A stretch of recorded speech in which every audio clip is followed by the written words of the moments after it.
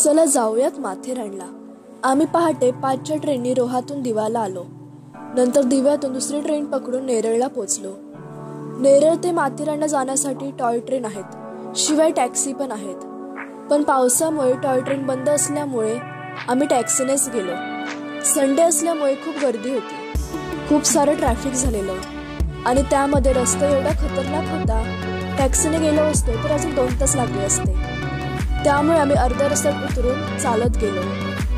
50 रुपयाचं entry ticket काढून दमून भागून अमन लॉज गाठलं। तिथून हिल स्टेशन 2 किलोमीटरवर आहे, तिथे चालतही जाऊ शकतो। शिवाय तिथे जाण्यासाठी ई-रिक्षा आहेत किंवा घोड्यावरून सगळे पॉइंट फिरवले जातात। आम्ही घोड्यावरून सगळे पॉइंट फिरण्याचं ठरवलं। डोंगरांच्या रांगा आणि ताज्या हवेची झोप तुम्हाला पूर्णपणे मंत्रमुग्ध करेल।